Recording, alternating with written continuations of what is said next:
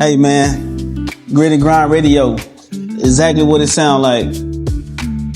It's the voice of the people, the voice of the hardworking, the voice of the community. Man, that's really pretty much sums it up, bro. Like, you know, this idea been,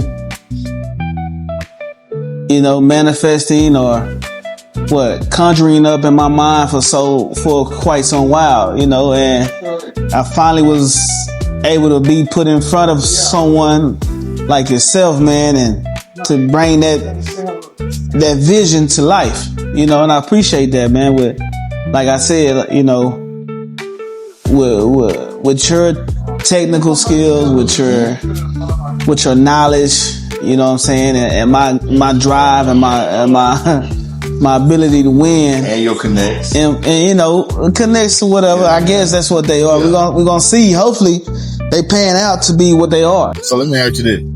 What was because you came up with the concept and the artwork for Grit and Grind. What was your vision and how did that come about as far as like creating this podcast? Man, well,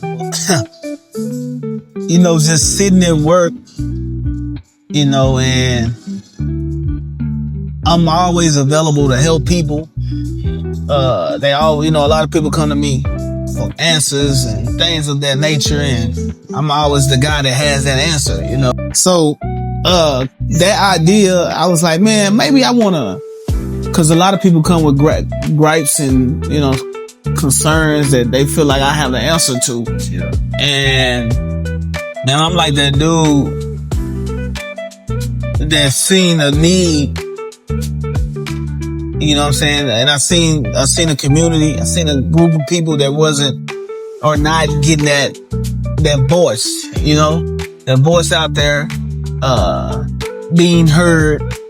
So I was like, man, this really like, you know, we this the hustle and bustle of the world. Like, we the ones that keep the world running. Like, the real true people, like, you know what I'm saying, the hard workers, you know what I'm saying, the middle class people, you know, and so I was just like, man, that's the grit and grind of America, you know what I'm saying, of the world, you know.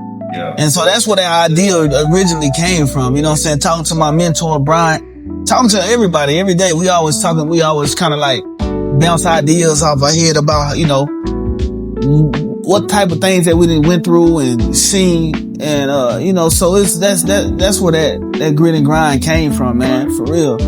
And so that's how. Let me ask you this: how long have you been working at Lockheed? Well, hold on. Before you ask that, hold on. So, how did you even hear about the job Lockheed?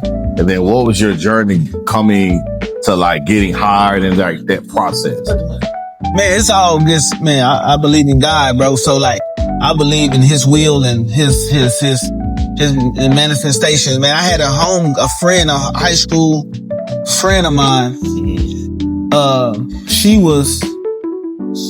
They had a job fair, right?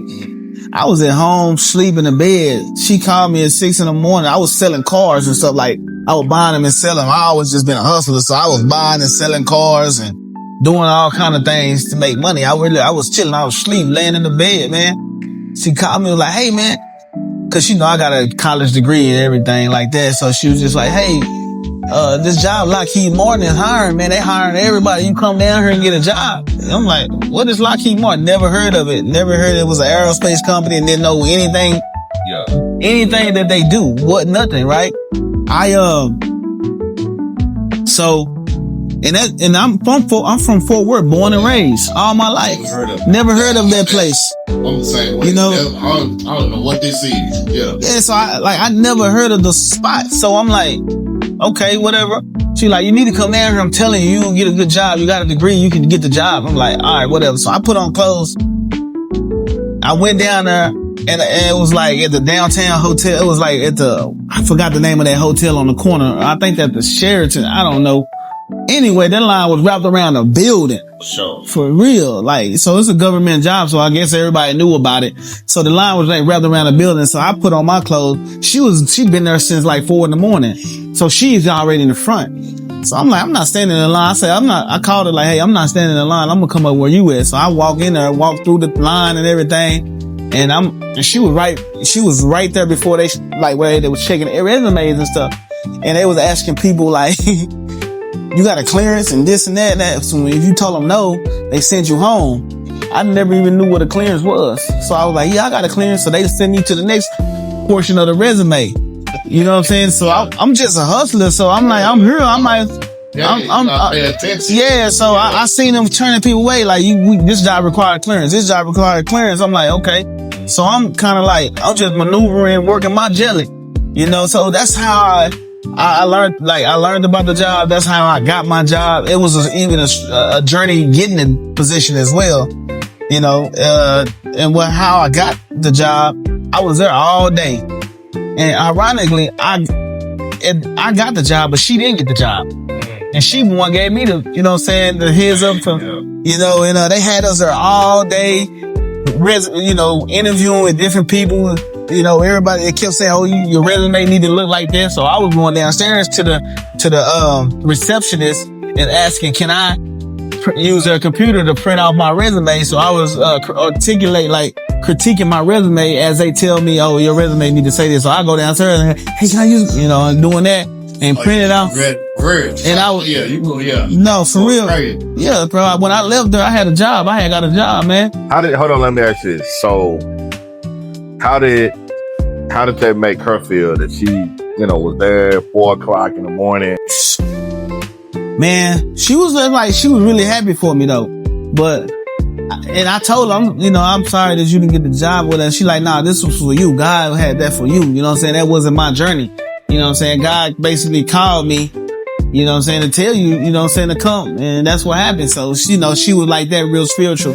So she was good about, you know, good, you know, in good spirits about the situation. She wasn't hating or nothing like that. So, yeah. That's good that you have genuine people like that. Yeah, man. And it's really down for you and can, you know, speak life into. No, definitely, man. I really appreciate her, man. I'm always in debt. I'm forever indebted because that position really has changed my life. You know what I'm saying? Put me in doors, open up doors that wasn't open, put me in situations, you know, that, you know, I regularly I wouldn't be in. So I'm just thankful for that, you know? Yeah. So, for real. That's what's up. So how long you been in Lockheed? Going on 8 years in April in 2026, 8 years. Yeah. So about 7.5 years, man. Yeah, you OG in the game. Union steward, been a steward for 6 of those years. You know, union steward is a steward for the people. You know what I'm saying? You do it right. You represent the people. You take care of the people. You fight for the people. And that's what I love to do. I love to fight for the people. That's why we have this Grit and Grind Radio, because Grit and Grind Radio is a voice for the voiceless. You know what I'm saying? Right. It's for the average Joe, that, because everybody have a story, right? Everybody got a story, man. I had a concept of a podcast, but it's pretty much in line step with what you with the concept that you had, and it was just like, look, you know, I want to interview or have as guests, like you said, like the everyday working people that stomping down every day, and that's cool. Like we can talk to executives and stuff like that. That's fine. Right. Everybody not off the table. When that opportunity presents itself, then we'll take it. You know what I'm saying? Because, you know, somebody may want to hear that story. You know what I'm saying? Somebody may want to hear how this person got from here to here, you know? So every time I look at every situation or every experience, every interaction with somebody, I look at it as a teaching, you know what I'm saying? A teaching, moment. So I don't shy away from speaking to anybody or having a conversation with anybody, you know, because you can learn from, you know, like they say, you can learn from a baby, you can learn from anybody. So, yeah. You know what I'm saying? That's good stuff, man. Yeah, thank you. So, Kendre, tell me, where'd you grow up? Man, I grew up on the south side of Fort Worth, Texas. Hey, for y'all who don't know who that, that's Funky Town, Texas. What street? Bells Out Terrace. Okay, yeah, that sounds out for it. Yeah, Belzar Terrace, Riverside, Rosedale. Yeah.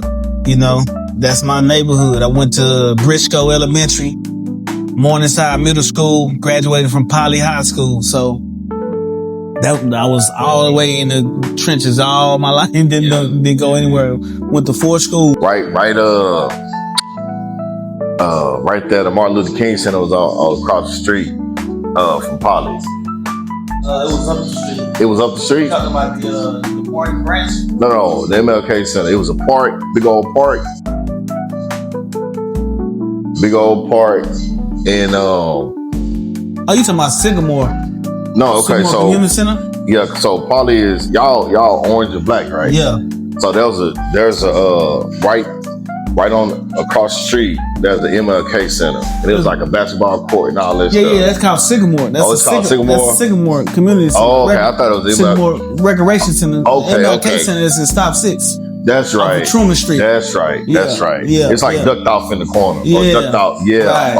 Right. Yeah. I was called Sycamore Recreation Center. That's right. I don't know why. I guess every center, that's the MLK Center. Really? I think some adult probably told me that, man. Nah, ain't no MLK. The MLK Center. That's right. It is Sycamore. I had seen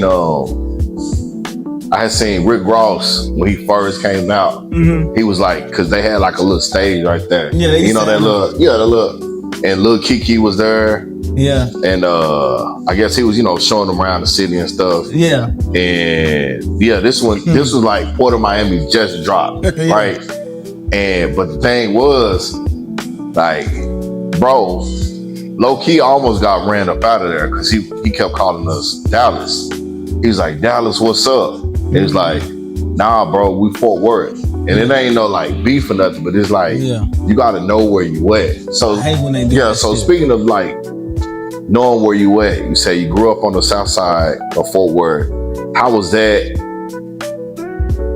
experience like? And how did that shape you, you know what I'm saying, young adult and then eventually a man, being raised on the south side of Funktown? Yo, so growing up, it was inner city, lower economical, economical class. So it was kind of if you picture an inner city ghetto with limited resources, but y'all made it happen, like, because everybody around you made it happen. Like, your neighbors made it happen, your aunties, your uncles, your cousins, everybody made it happen. Your friends. So you really don't know that you don't got it because you in that in that bubble, in that circle. You know what I'm saying? You don't leave out of there, so you don't know. But I mean, I enjoy it. I enjoyed it sometimes, but it was sad sometimes, but I mean, but I wouldn't exchange it for nothing because it molded me to the man I am today. Like, I'm stronger because of where I grew up. You know what I'm saying? I'm wiser because of where I grew up. You know what I'm saying? I understand, life a little better because like I grew up like, rough. Mother was in prison. You know what I'm saying? Circle back to that. Yeah. Dad was in the streets doing what he do. Grandparents raised me. I'm the oldest of 5, but there's 9 kids in the household. So I'm the oldest of 5. 9 kids in the household. 9 kids in the household. I have my cousins that stayed there too, along with 2 of my uncles, along with my grandmother and my granddad. So that's 9, 10, 11, 12, 13 people in a 4-bedroom shotgun house. And but my grandmother, she was a great mother, great woman, womanly woman, cooked 3 meals a day, worked 2 jobs. You know what I'm saying? Had, just was a loving mother, did what she had to do. My granddaddy was a hard working man. He was a strong man. He showed us how to, fish.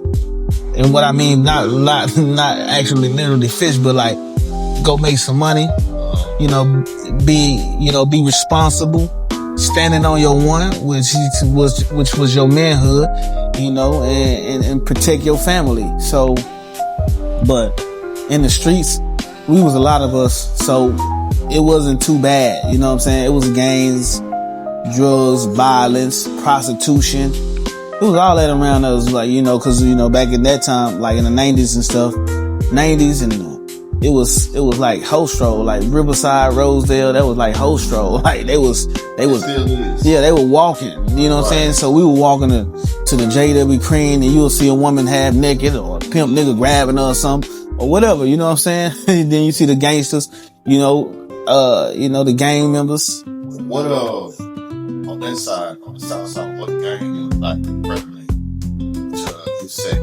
It was, so on the south side, we had we had the 5 Deuce Hoovers, and, you know, we had the 4 Trey Gangsta Crips, you know what I'm saying? You know, we got Glen Gordon Block, you know, Ag Land. We got the Hooverland and the Ag Land. So that was it. It was all Crip neighborhood. No Bloods or nothing.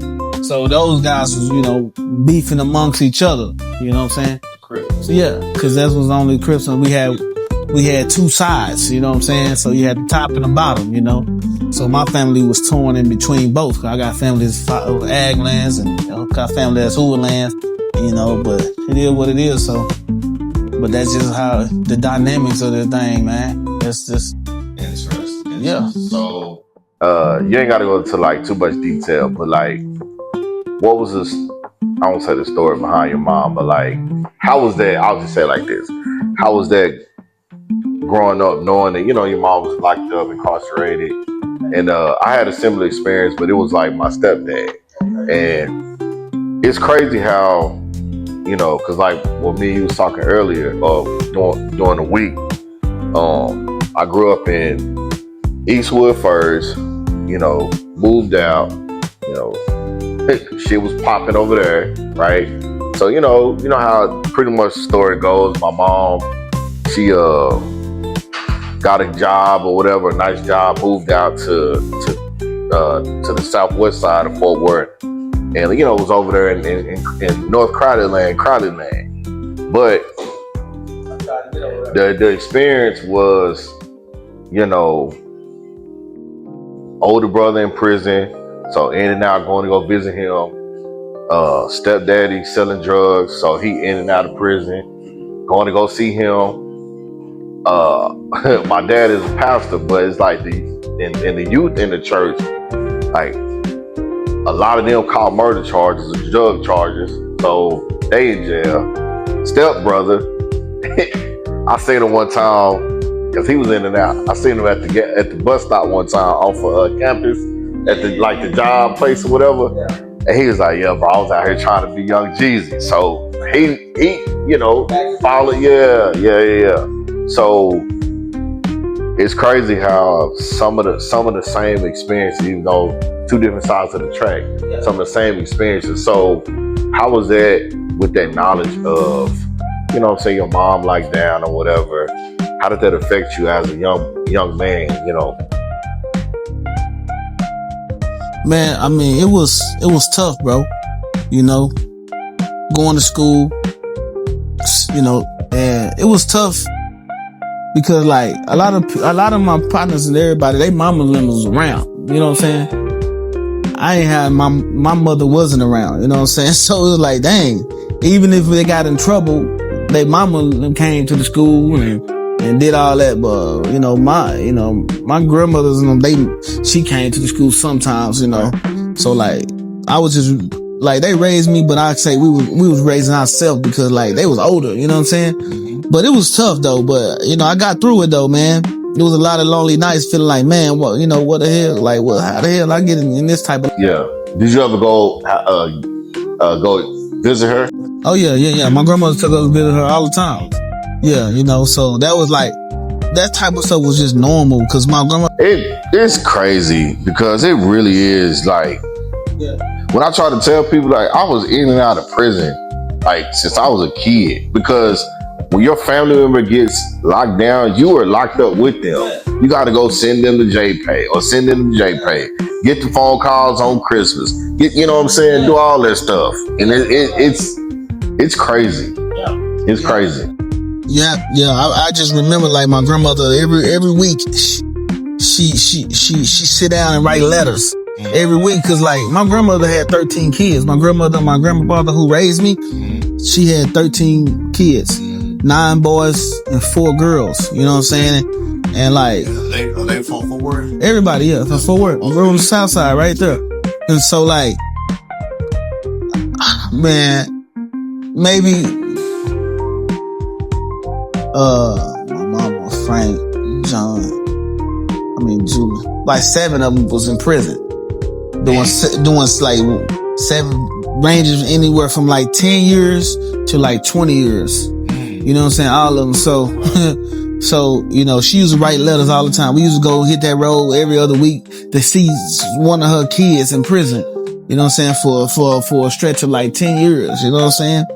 And, so that stuff was like normal. If she not going to see my Uncle John, she's going to see my mama. Yeah. She not going to see my mama, she's going to go see my Uncle Frank. She not going to see my Uncle Frank, she's going to go see my Uncle Thomas Ray. She's not going to go see Thomas Ray, she's going to go see my Uncle Rodney. She's not going to go see my Uncle Rodney, she's going to see my Uncle, who else? James Lee. You know what I'm saying? Another uncle. They all brothers and sisters. You know, so it was just like that. And they all TDC? Yeah. Golly. So no Fed charges, state. Nah, the straight penitentiary. You know what I'm saying? You know, so they. People don't know the difference. That TDC ain't no. I ain't gonna say. Look, I ain't disrespect nobody. I ain't say Fed time is softer, whatever the case, because it's all bad. But that TDC, that ain't no joke. My brother, he was for his longest stint. He was in Michael Unit in Palestine. Yeah. So he was Palestine. Yeah, my mom. Yeah. I had an uncle over there. Michael Unit. That's where Michael. Exactly. Yep. And that's Michael Unit where the Texas 7 had escaped. Yep. You remember that? I remember that. Yeah. Michael Unit. My uncle was out there. Michael Unit. I think Tom Ray was out there. Michael Unit. Yeah, Texas 7 had escaped. And I think that was where they had, they said they had, my uncle said they had Texas Chainsaw Massacre down in that jail, in that prison. I said, man, y'all crazy, man. Yeah. Man, it was like stuff like that. Yeah. My mama was in prison with that lady who killed her, who drowned her babies or something. Okay, that, it was drove in the lake? Or something like that. It was way back in the day, like, in the 90s, like she was in like the 2000s. It was something like that. Yeah, I remember kind of like this. So I think it was. She was locked up with that lady. Man. You know what I'm saying? Yeah, man, it was. Yeah. So y'all, so through all of that, how's y'all relationship now? Man, we good. It's getting better, bro. Yeah. Because you know when she got out, I was already pretty much graduating high school. You know what I'm saying?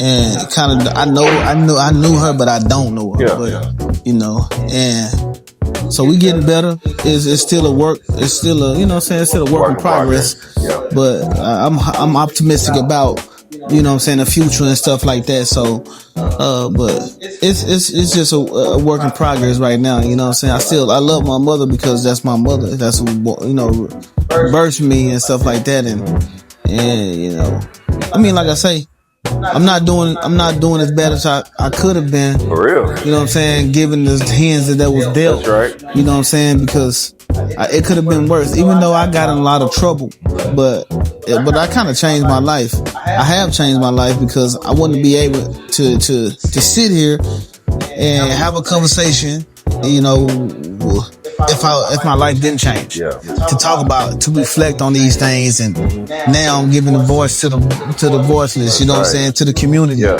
You know what I'm saying, to the hard workers, you know what I'm saying, to the shapeshifters.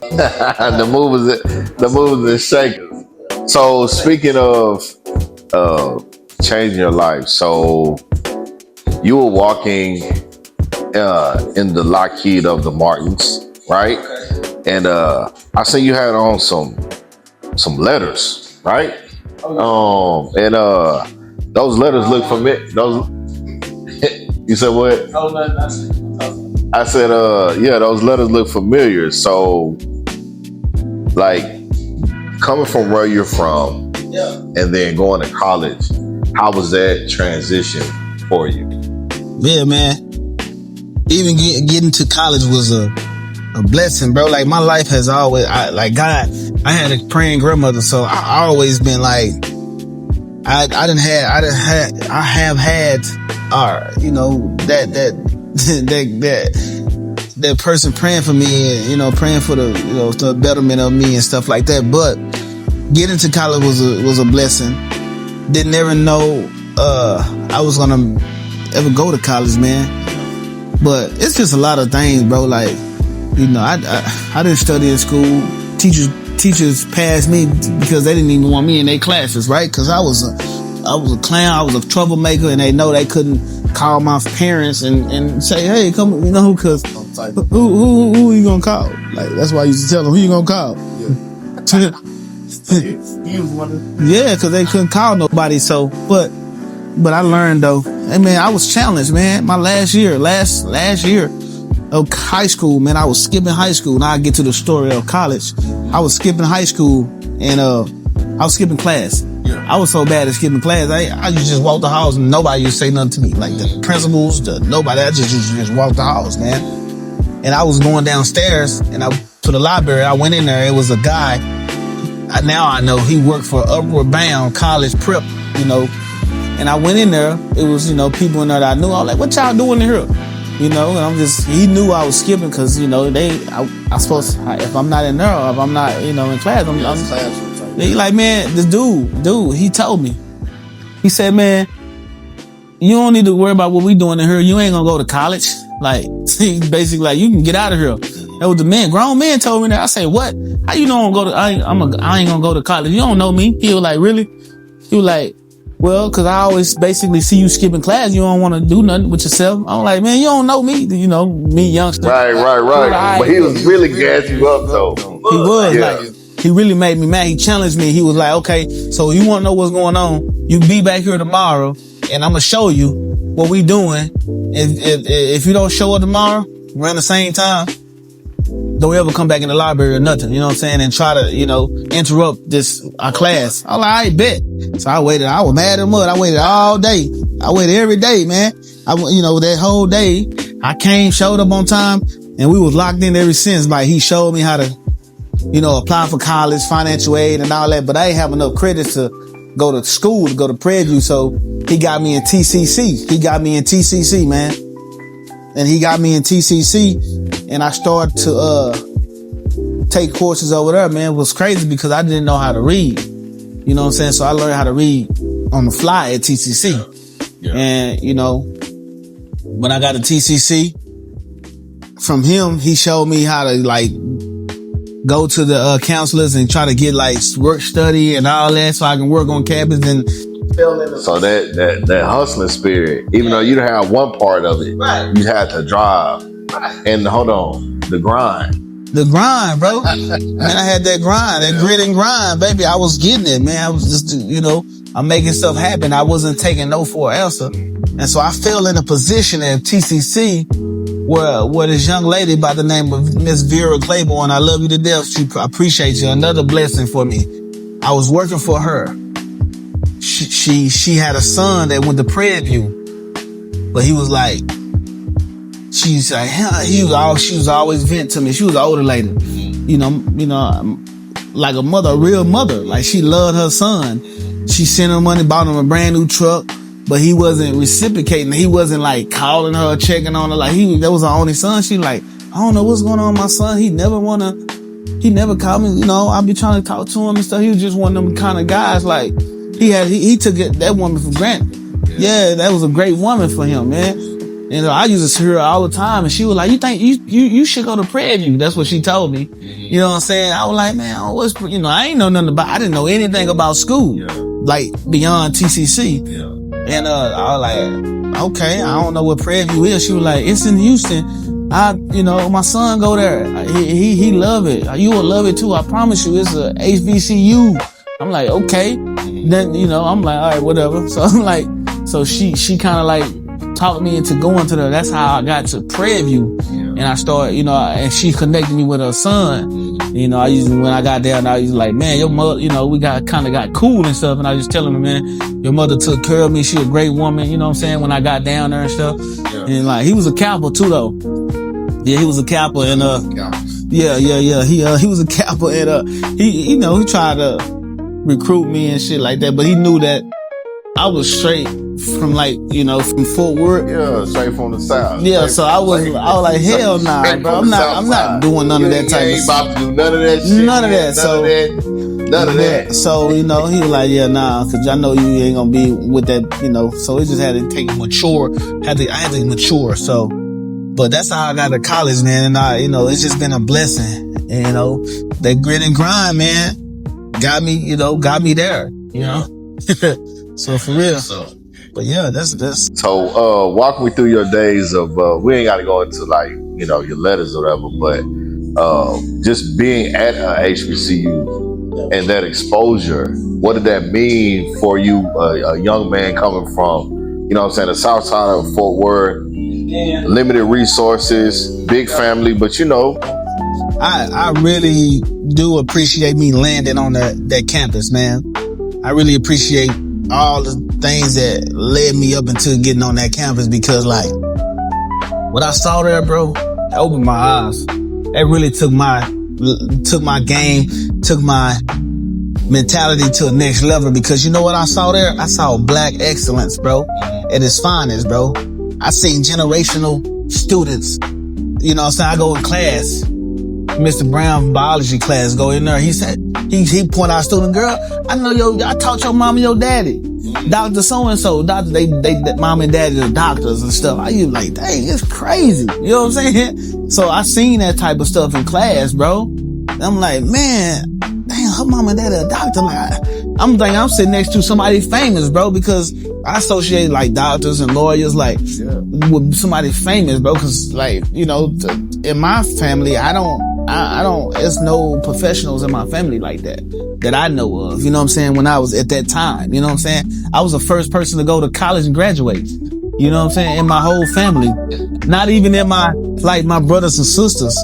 Yeah. I ain't talking about in my brothers and sisters. I'm talking about my grandmother had 13 kids. None of them went to college. Yeah. None of their kids went to college. Each one of them 13 kids. Each one of them got a minimum of 3 kids apiece.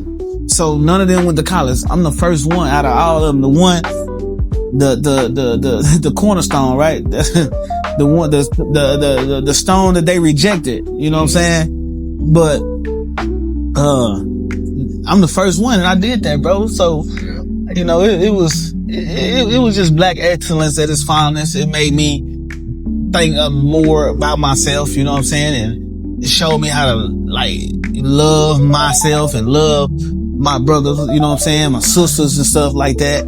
And it just, build a network of people or friends and family, you know what I'm saying, for lifetime. But it was a great thing though, bro. It was a good thing, man. It was really something that I would encourage everybody to experience, you know what I'm saying? Cause it's different. College is different, Yeah, for real. You know what? So being raised on the southwest side, Crowley area, North Crowley, whatever, I really wasn't exposed to HBCUs like that. My brother, he went to UNT, and that's cool. But my only exposure to HBCUs was the Cotton Bowl, to be honest. Oh, really? Whenever they came, Grambling and Preview, and you seen the Black Foxes, and you seen all this pageantry and stuff like that, and the Black Foxes. That's really Black Foxes, man. Say, hey, boy. We can speak. I used to watching practice. We used to watch the practice, bro. Yeah. They'll be, man, cause they'll put on a show right in the middle. It'd be 7:00 at night. And unless you heard a band playing, they going hard, and you see they'll start walking the campus. That stuff was crazy, bro. They put a whole show on on a Thursday night. Right now, they'll just You know, and we have hump day. It go down. That's where all the grease and stuff. We all cut out and stroll and hop and do all that stuff in the middle of the yard. It's just stuff like that, man. I don't know if they do that at PWIs and things like that, man. I don't know. I never went there. You know what I'm saying? Only, you know, PWI I went to was Terrence TCC. Yeah. But yeah, man. That's more so like music count. Yeah. Yeah, I went to South Campus. That was the only campus. Yeah. That's the only. Well, they had South. They had Northeast. They had, well, I'm saying, no, they ain't had no downtown when I was gone. In 2005, I promise you they ain't had no downtown. They had like Northeast, right, South Campus, and they had. Cause they didn't have one off of 287 by Lakeith. That's the Northeast. Yeah, I think. Yeah, they ain't had them campuses. I had touched down there for a little bit. Yeah, they ain't had them campuses because, yeah, it was on like 2 or 3 campuses. I think the one in Arlington, the one in the South right here, and then they had one like over there by Lake Worth. I think they had that one. Yeah, they had that one. Yeah, that's what I'm talking about. Mm-hmm. Yeah. So yeah, man. Yeah, like I was saying, the only exposure I had was that, and that I won't say that's what inspired me to join the band in high school, but it was like definitely something to look forward to. Yeah. So what instrument you played the band? The baritone? Yep. Yeah. Yep. Oh, what's up? Yep. And then it's crazy because at my high school, shout out to North Crowley, 2024 state championship. For sure. Root to that, man. That's good, man. We brought the championship right to the city. You know what I'm saying? The outskirts, we call that's the suburbs, but it's the city. It's still the city. Hold on, what's it called? The outskirts. The outskirts. But it's still the city though. So being in that environment, you know, my exposure to, like I said, HBCUs was Grambling Prairie View, you know, marching band, and it was such a difference between how they marched in their style, and then because their style is show style, and the Prairie View or HBCU bands. Our style was military classical style. So as far as our marching band, North Crowley. So, but speaking of you saying it being on the outskirts, back in those days, y'all really didn't consider us Fort Worth because it was like, first of all, it was a new school that we just got built in 1999. It's in Crowley, right? So it's literally on the outskirts. It's like the last. It's like. So North Crowley is a Fort Worth. It's in Fort Worth. No. So the location is Fort Worth. The ISD is Crowley ISD. They're not. But that's the thing. How would they make that? How can if Crowley put a good do that? Because it was pretty much created because the long history. Okay, Burleson got too full. So, and this is a long time ago, and I'm talking about a 100 year history in 5 minutes. So Burleson got full. They created Crowley. Okay, so eventually in '99, Crowley got too full, and it was people moving. Like, you know what I'm saying, black folks moving into Crowley. They kind of was like, we ain't with that. You know, it was a few of us over there. Yeah, it was a few, the neighborhood. Yeah, so it was a few of us over there, but like most of they like, nah, it's too much. So they developed, it probably, 10 years in the making or whatever, they created North Crowley. So to like, okay, to separate. So North Crowley first graduating class for 1999. In 1999, the first graduating class, and some of those students were Crowley students that like moved and they stayed in Burleson. But no. Like so Burleson was full. They was already, so they created Crowley. So the purple school. The purple school. The Eagles, right? That's the first one. So no, Crowley been around for freaking 60, 70 something years. That's what I'm saying. So Burleson back in the day, like, I don't know, 100 years ago, so they created Crowley. because their small school was getting too big. So Crowley did their thing. They was flourishing and all that. Eventually, Crowley got too big, all the way up until like, maybe the 80s or the late, 90s or whatever. And so they was like, we need to create another school. So, and this, it's in the same area, so we just call it North Crowley. So first graduated class was in 1999. And so we kind of, okay, so I'm coming in and the school is brand new. So when I was a freshman, it was 2000 and so speaking of the outskirts and stuff like that, like I call them HB, historically black high schools, right? So you got the Dunbars, your Polys, Tech, Wyatt, who else? That's it. Pascal, but not Pascal really. But Eastern Hills for sure. Not no Pascal though. Yeah, not Pascal, right, because that's kind of like white folk stuff.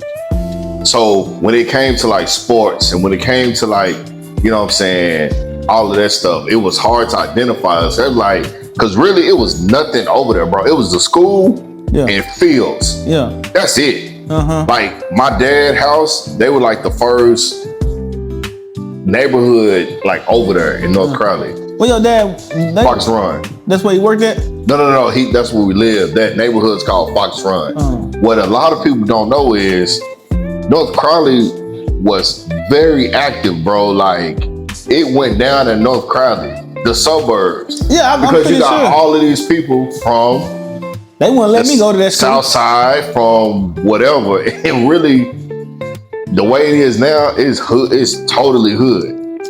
But because we were kind of like laid that foundation, or at least our parents laid that foundation of bringing those kids, because they get up on the job, right? Yeah. Who want a better life for their kids. Yeah. But it was crazy. You got people bring guns to school. Yeah. One of my classmates, he got killed in the suburbs at a house party, shot in his head.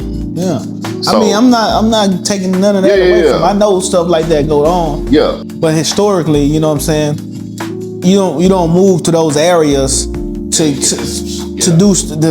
those kids to do stuff like that. You know what I'm saying? You move to those areas to get a better life, to change their environment. Right. You know what I'm saying? Like I can see like the environment. That's what I'm saying. Like even my neighborhood where I grew up in, it was bad, but it really wasn't bad because they didn't mess with us. Like all them gang, like when I was younger, them gang members and them pimps and the hoes that's on the street and all, they ain't mess with us. They used to be like, go on, get on. They used to be, but like we could walk the neighborhood and stuff like that, and it wasn't like. They were more community, more like they kind of like, I'm gonna tell your mama. Everybody had their role because man, my granddaddy was stomping down on Riverside back in the day. You know what I'm saying? So and it's crazy because I'm still over there, but he, you know what I'm saying? He was up and down Riverside, it was just business. But I just always wonder, like the people that went to North Crowley and Crowley, why do they consider that Fort Worth? Cause I thought that was Crowley. Geographically, Fort Worth. Yeah. ISD wise. But that's taxpayer wise, Crowley. So Crowley is a city? Crowley is a city, yes. And North Crowley is inside of Crowley? No, North Crowley is inside of Fort Worth. Man, I can't see that. I don't know. So if you go down Hewlin, like if you look up North Crowley's address, it's gonna say Fort Worth. If you go all the way down Hewlin, right? That's crazy. It's literally at the bottom of Hewlin Street. You know where Hewlin Street is, right? Yeah. It's at the bottom of Hewlin Street. Like after, it stops at North Crowley. After that, it ain't no more Hewlin. So Crowley's in Fort Worth, but they not Fort Worth ISD. Yeah, North Crowley is Because I've seen them. Because I was like, when they had the championship, I'm rooting for them because it's a city. You know what I'm saying? It's but at that time, there's only 2 schools in Crowley ISD. Yeah, North Crowley. That's it. Now they got another high school, and then they got elementary school. They got another high school. Yeah. So they're gonna say that's Crowley then. Yeah. They're gonna say because North Crowley got too big. Yeah, but they're gonna say. Well, I'm saying they're gonna say North Crowley is Crowley now. I don't know. No. It's that's why it's kind of confusing. But geographically, Fort Worth, ISD wise. They have their own mayor, right? They own city. Yeah. It's a city. Yeah. But the school, they said the school is in Fort Worth. No, it's not even Fort YZ. It's just in Fort Worth City. Correct. But I ain't know I didn't know a city will allow another school. Yes, it's all zoning. So they was working this. Yeah. You know, all right, it's in Fort Worth. It really, if you want to be technical, I honestly, bro, I think they really like created a Fort Worth address because it's like Crowley is literally 10 minutes away from North Crowley. That's what I'm saying. You take one street, Old Granbury Road in Cleburne, and you are at Crowley. That's what I'm saying. So like, it's really they so close together, but so Crowley is in Crowley? Yeah. Oh, so Crowley is in Crowley? Crowley is dead center in Crowley. And North Crowley is farther than Crowley. North Crowley is probably like 10 minutes, a 10-minute drive, a 5-minute drive. So how can you go past? How can you say this Crowley and then go past this school and say that's Fort Worth? Because Crowley's so little. It don't matter what they zoned around the school and said we're gonna grab that. So it's, you know what I'm saying? No, so really they split it. Yeah. And they said, okay, you're gonna be in Fort Worth, but we're gonna claim you. Because we still want that residual, we still want that taxpayer money. Because all of them houses right there, they pay Crowley. They pay Crowley money. But it's a Fort Worth address. Yeah, that's but crazy. They need it, They need it for them to build up their community. Yep. Yeah. If you want a business, every day you have to pay taxes. Business locally in Fort Worth. Pay taxes. So the business is going to North Crowley, to Fort Worth. If I didn't sell sites, go to the Fort Worth. Yeah. You could owe the city taxes as a businessman, but Fort Worth, I just think your business to get their money. Right. You don't worry about the city. Yeah. Yeah, so all of the 2003 championship, that was all. At that time, it was like Crowley. Yes. You know, Crowley did that. Crowley ISD did that. No.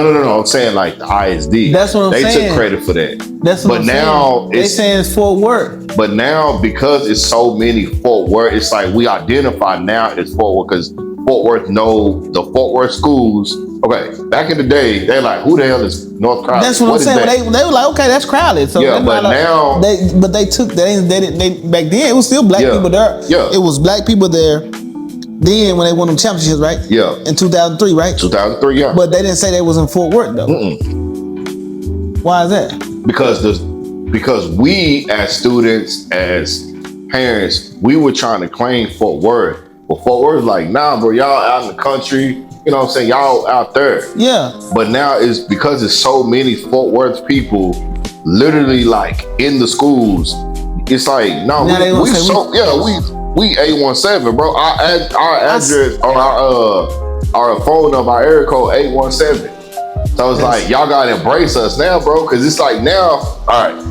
It was like Fort Worth over here, fucking Hewlin, country shit, grass, cows. Now, city.